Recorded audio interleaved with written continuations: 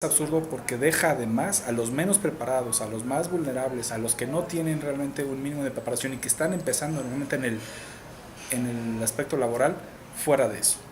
O sea, gente que no sabe hacer nada. Yo os he dicho, ¿saben qué? Muchachos que entran a un McDonald's y empiezan ahí a trabajar, qué bueno.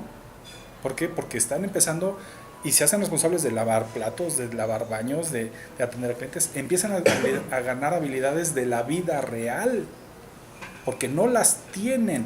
Les pagan muy poquito, pues sí, porque les subes el costo del salario mínimo y después va a haber una máquina que haga tu trabajo. O sea, no es, entonces, no tiene una función más que pura demagógica y absurda.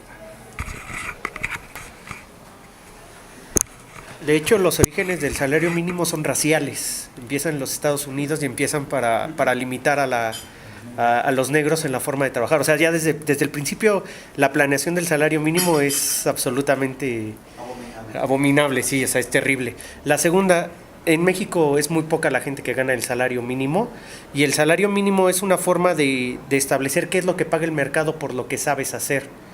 Y al fin y al cabo yo no creo que debería de haber una limitación hacia esto. ¿Por qué? Porque a los que más le pega es a la gente más pobre, a la gente que no puede hacer, que no llega a ese salario mínimo, digamos que sus actividades o sus capacidades no llegan a cumplirse con el salario mínimo, y en vez de eso se prescinde de ese servicio. Entonces, cuando se fija el salario mínimo, se está acribillando a los más pobres. Y por último, cuarto, yo creo que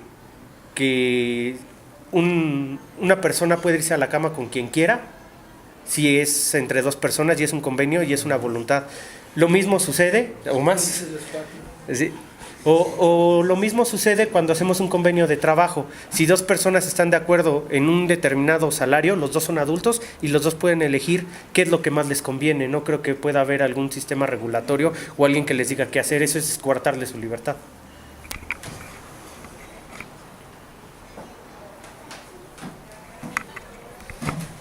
Yo quería un poco de retomar lo del mercado, porque tenía una historia de cómo estas regulaciones pueden ser perniciosas. Las casas de cultura, por ejemplo, de la Ciudad de México, para hacer contrataciones con los que van a impartir los talleres, establecen un mecanismo de recibo de honorarios por lo regular. Entonces, el maestro llega y quiere impartir una clase de, taller literario, ¿no? Lo que sea. Y entonces, la Casa de Cultura ve en su registro y dicen, poesía en maya, bueno, a ver, vamos a ponerle, ponen poesía en maya y espera que haya, pues no sé, 10, pero no hay demanda, entonces llegan 5. Se quedan esos 5. Los alumnos van y le pagan no directamente al maestro, van y le pagan a la Casa de Cultura, que a su vez lo envía a la delegación, y la delegación después hace una recopilación del ingreso y lo vuelve a distribuir a las casas de cultura, y el dinero cae al maestro eventualmente en 4 meses. ¿Me explico? O sea, cuando puede hacer el maestro la misma actividad, convocando a sus alumnos, a los que tenga, si a lo mejor tiene 15 porque él es muy bueno, ¿no? Y a lo mejor el otro tallerista de taller de poesía gótica, pues tiene 2 nada más, ¿sí? Y lo que ocurre ahí es que cuando el Estado interviene ahí de manera directa, porque él es el que le da el recurso, ¿qué va a hacer el maestro? Lo que terminan haciendo todos los talleristas de las casas de cultura. Dame por fuera, ¿no? Aquí lo metemos el recibo y, pues, o inclusive rentamos el espacio, ¿no? Y lo rentan no al precio real que se tiene que rentar por Gaceta, sino lo renta el director de la Casa de Cultura al triple, se lleva una lana, porque además tiene que pagar los insumos de la Casa de Cultura, porque para poder mantener la propia Casa de Cultura necesita pedirle a la autoridad delegacional que le mande cloro, jabón, artículos de baño, porque no los tiene. Y hay casos en casas de cultura, estas que son bastantes, que es como el proyecto central de muchas delegaciones, en donde los talleristas o que quiera dar un taller, para poder dar un taller o montar una exposición, tienen que llevar